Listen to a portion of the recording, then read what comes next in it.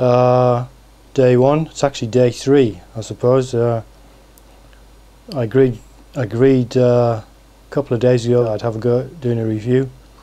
I got the software yesterday. So what I'm doing here, basically trying to document in some sense what goes into making one of these video reviews. You know, I'm a bit of a filmmaker at heart really, and fascinated with the process. So I wanted to do this for a while. I thought this would be a good candidate. The important thing is getting in on the ground floor. Usually I have the idea of doing it when I'm halfway through the review and it's too late by then. So we're at the word go here. So what I'm faced with now is really the challenge in doing a video review is trying to do something different, trying to do something slightly unique, well, slightly unique, something that's going to be interesting. It's inconceivable that I can do anything comprehensive with any aircraft, let alone something like this. So really it's figuring out what's going to be interesting, you know, finding some angle, and I've got a few ideas already. We'll see how these pan out. I'm just going to have a bit of a go at flying it around. I'm at Dunedin in Western Australia. It's a nice little airport. It's only my 3rd flight of any kind with the Catalina. This one I'm just going to go up, fly around, fly a couple of circuits, just try and get the hang of it really.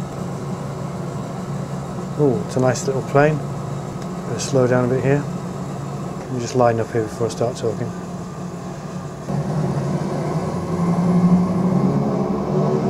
Those prop levers are in the way. Big aeroplane to be side slipping. I'm going to have to straighten up now, otherwise it's going to go a bit wrong. Oh, it definitely feels too fast for the... No, I've ballooned it there. I should probably go around here. I'm going to go now.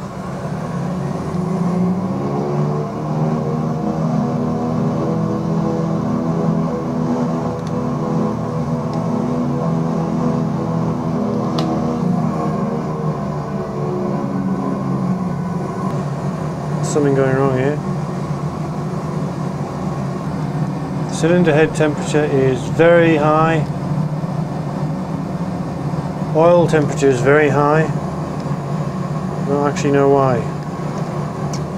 Probably trailing smoke if I look outside. Oh, my engines are on fire. That's not good.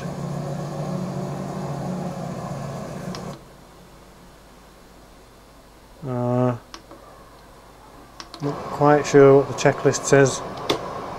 Engines on fire. Yesterday I had my first attempt to fly it around, slightly disastrous, as you'll have seen. I was doing something wrong regarding the engine management, so the engines caught fire. Reading through the manual, this is the Aerosoft manual, the part that talks about failures and failure modes that are built into the model over and above what FSX models. So reading that, I think I'm pretty clear what I was doing wrong, and I've made some notes on what to do differently next time. Also been looking at the so I mean, this is an iterative process of discovering what's important to monitor during flight really,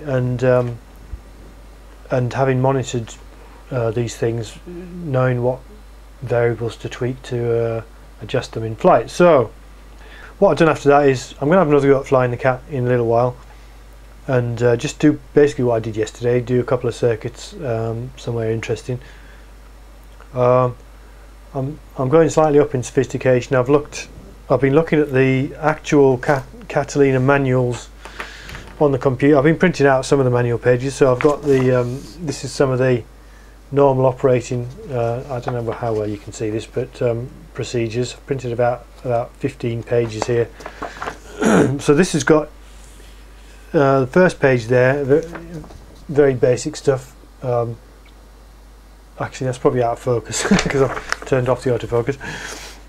But speeds, airspeed limitation, so we've got never exceed 173.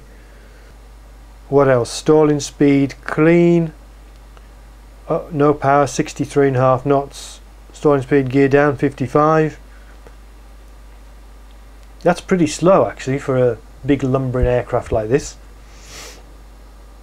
Operational speeds, climb at 90 to 95, base leg 90 knots, minimum speed over the threshold 80.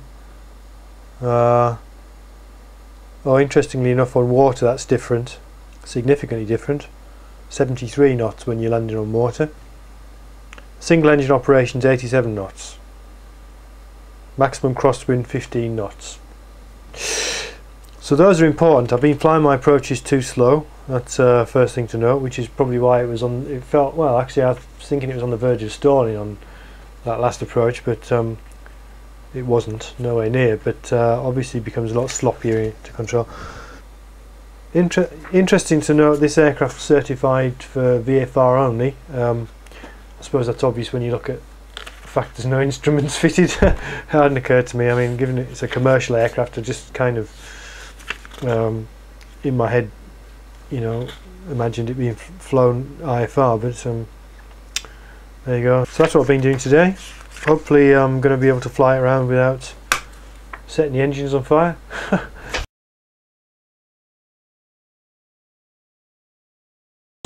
Why are the radios off?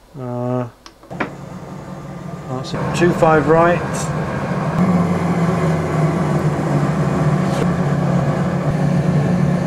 Look at that, isn't that gorgeous?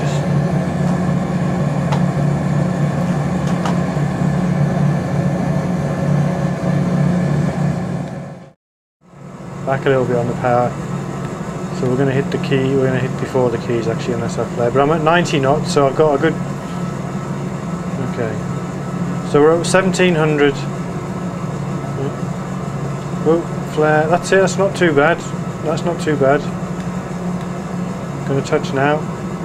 Wheels touch, that's it, that's perfect.